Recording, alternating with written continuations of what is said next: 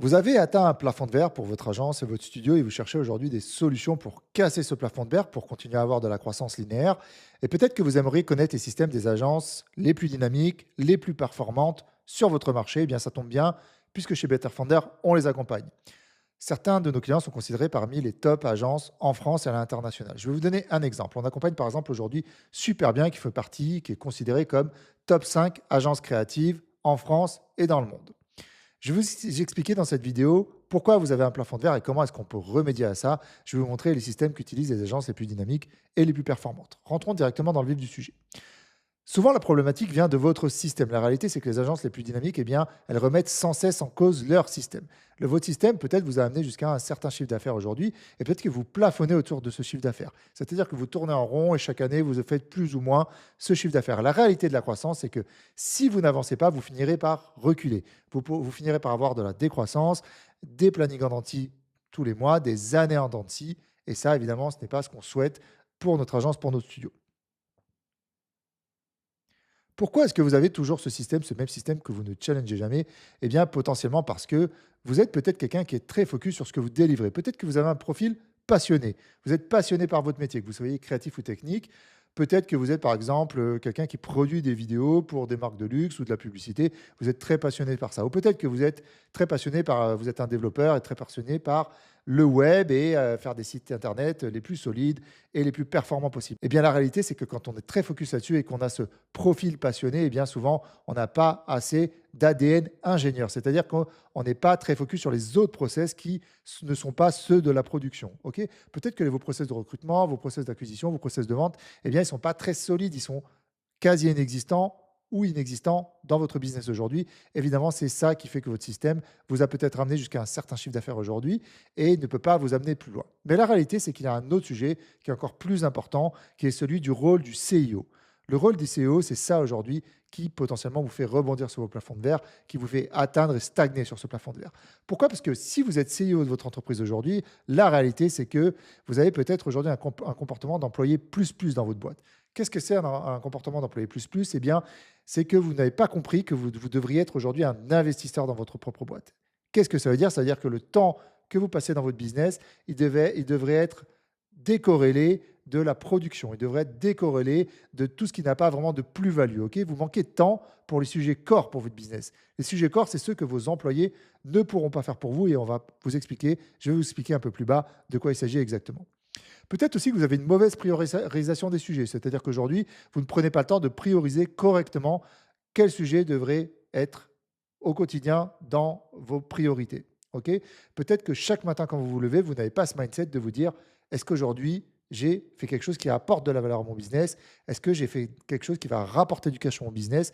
Si vous n'avez pas ce mindset-là aujourd'hui, eh bien, probablement qu'il y a un problème et que c'est pour ça que vous avez ce fameux plafond de verre. Parce que la réalité, c'est que personne d'autre que les CIO ne va vraiment s'occuper de ces sujets qui sont les plus importants. Peut-être aussi que vous avez tout simplement un manque de process, en plus de tout le reste, c'est-à-dire qu'aujourd'hui, comme je vous le disais en intro, eh bien, vous avez des process qui sont vraiment liés à la production et tout ce qui sort de ça, eh bien, c'est un peu au doigt mouillé en quelque sorte. Désolé pour l'expression, mais c'est des process que vous faites un peu comme ça au feeling. Évidemment, quand on fait des process au feeling, eh bien, c'est pas maîtriser la réalité. Si vous voulez maîtriser votre croissance aujourd'hui, il va falloir que vous ayez vraiment des process de production, de vente, de recrutement, de management, des boards financiers, des boards de KPI, etc. Ne vous inquiétez pas, ça paraît un peu le mot Everest dit comme ça, mais c'est pas si compliqué. Ok. Peut-être aussi que vous avez des croyances limitantes. Peut-être que vous pensez potentiellement que si vous commencez peut-être à déléguer, vous avez peur de déléguer. Si vous commencez à déléguer, eh bien, les employés ne vont pas forcément faire les choses correctement. Les employés ne feront jamais les choses aussi bien que vous et ils ne comprennent pas vraiment quand vous leur demandez quelque chose, ils ne le font pas vraiment correctement. La réalité, c'est que le problème vient de vous. Soit vous recrutez les mauvaises personnes, soit vous managez mal ces personnes-là. Vous n'êtes pas assez clair sur le management, vous n'êtes pas assez clair et spécifique dans ce que vous leur demandez. OK. On va maintenant essayer de comprendre quel est le rôle du CIO. Quel est son rôle en agent studio et qu'est-ce qu'il devrait faire et qu'est-ce qu'il ne devrait pas faire. Ok. On va commencer par qu'est-ce qu'il devrait déléguer. Déjà, évidemment, tout ce qui est admin, peut-être qu'aujourd'hui, vous n'avez pas délégué cette partie. Bon, une partie de nos clients l'ont déjà fait. Si vous ne l'avez pas fait, évidemment, il est urgent que vous le fassiez. Déléguer l'administratif, gérer les contrats, gérer les devis, gérer la compta, tout ça, c'est que vous pouvez déléguer ça à un freelance, vous pouvez déléguer ça à quelqu'un qui va s'occuper de ça pour vous, parce que ce n'est pas quelque chose qui a vraiment de la plus-value. Vous n'apportez pas de la plus-value, vous n'apportez pas du cash dans votre business, vous ne drivez pas les vrais sujets si vous êtes encore, vous perdez du temps sur ce type de sujet comme l'admin.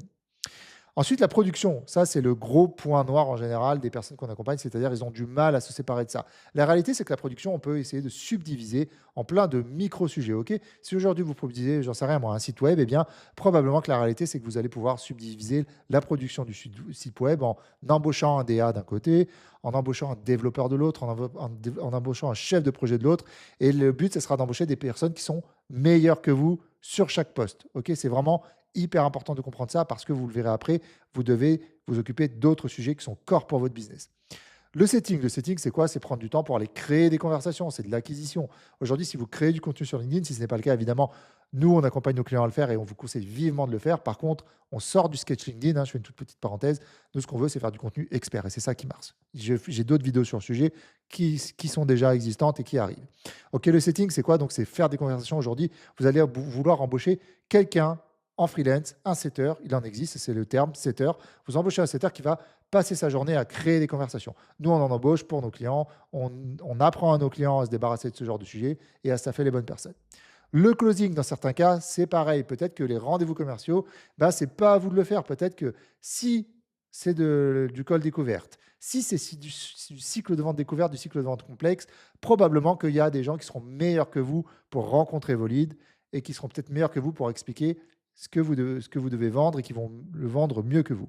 Ce n'est pas toujours vrai, ça dépend de la complexité de votre métier, ça dépend vraiment de ça, ok? Mais c'est une possibilité, c'est quelque chose que potentiellement vous devriez déléguer ou peut-être que vous devriez vous en occuper. Ça, en général, on le statue avec nos clients. Le nurturing, une fois qu'on a rencontré une personne et qu'elle n'a pas de besoin tout de suite, il va falloir garder la relation en tension. On va mettre en place un CRM, on va mettre en place des process pour la relancer, pour continuer à lui envoyer de la valeur, pour continuer à chauffer cette personne. Eh bien, c'est très important potentiellement de déléguer cette partie. Peut-être qu'on peut prendre un freelance, peut-être qu'on peut prendre un alternant, il y a beaucoup de possibilités. Très important de le déléguer. Un SDR, c'est la personne qui va s'occuper de décrocher des rendez-vous qualifiés. Cette personne-là, c'est pareil, c'est quelque chose qu'aujourd'hui, vous pouvez déléguer. Vous voyez, rien que sur la vente, il y a beaucoup de choses qu'on peut déléguer. On pourrait, par exemple, garder la partie closing, rencontrer les gens, parce que ça, on estime qu'on est les meilleurs à le faire. Et peut-être que c'est vrai. Peut-être que vous, en tant que CEO, vous êtes les meilleurs. Et peut-être que le meilleur pari pour la suite, ça sera d'embaucher un directeur clientèle, quelqu'un qui a un peu votre rôle, qui gère des clients, mais qui a aussi une petite casquette vente. Et nous, ce qu'on fait en général avec nos clients, c'est qu'on les aide à savoir vendre, à savoir gérer des cycles de vente complexes et améliorer les conversions. D'un autre côté, sur quoi vous devez vous concentrer en tant que CEO? Eh bien, vous devez gérer le recrutement. Justement, vous devez vous occuper de recruter ces personnes, ok, ces personnes qui vont vous remplacer, qui seront meilleures que vous à chaque poste. Bien sûr, je parle jusqu'à un certain niveau de maturité, hein, parce qu'à partir d'un certain niveau, on a quelqu'un qui s'occupe de ça pour nous, ou peut-être qu'on passe par une entreprise qui fait ça pour nous, peut-être qu'on externalise. Mais tant qu'on a atteint plusieurs millions d'euros de chiffre d'affaires, ok, ben, c'est très important de comprendre que c'est à vous d'embaucher les meilleures personnes pour votre business, c'est à vous d'embaucher des personnes qui vont vous remplacer, qui vont faire mieux le job que vous. Il faut driver les chiffres clés, il faut analyser les chiffres clés dans votre boîte, il faut avoir des boards quand on est un CEO, il faut avoir des boards financiers, il faut avoir des boards des chiffres clés qui nous permettent de comprendre exactement ce qui se passe dans notre business, qu'est-ce qui se passe sur les canaux marketing, qu'est-ce qui se passe sur les canaux de conversion, qu'est-ce qui se passe en vente, qu'est-ce qui se passe sur tous ces sujets-là. Ok, c'est hyper important de comprendre ça parce que quand on l'a compris, eh bien, on a une vision beaucoup plus claire de ce qu'on fait dans notre business et de ce qui se passera à l'avenir. On maîtrise beaucoup mieux la croissance. On doit aussi driver, ok, on doit surveiller les finances. C'est pareil, je vous l'ai dit juste avant, dans le board financier. Un truc tout bête, hein, par exemple, il y a des boîtes qui embauchent des gens, qui signent des contrats et chaque mois, vous avez des frais fixes à payer. Et au bout d'un moment, si vous avez beaucoup de contrats et beaucoup d'employés, beaucoup de freelance, vous allez devoir payer les gens. Par contre, vos clients à vous, peut-être qu'ils ne vous payeront pas au bon moment. Ok, histoire de cash flow. Si vous n'avez pas de board financier, à partir d'un certain moment, ça devient dangereux de ne pas en avoir. Ensuite, vous allez devoir driver l'innovation dans votre boîte. L'innovation, c'est quoi? Eh bien, l'innovation, c'est simplement le fait de toujours faire de la recherche et développement. Vous devez driver cette partie, c'est votre entreprise, avant de déléguer ça à quelqu'un de ces quatre. Peut-être qu'un jour, vous pourrez déléguer ça à quelqu'un. Eh bien, en attendant, c'est à vous de toujours faire en sorte que votre service, votre produit soit le mieux possible, soit toujours performant sur le marché et apporte toujours de la nouveauté. Ok, c'est très important que quelqu'un le fasse dans votre boîte, sinon vous allez stagner.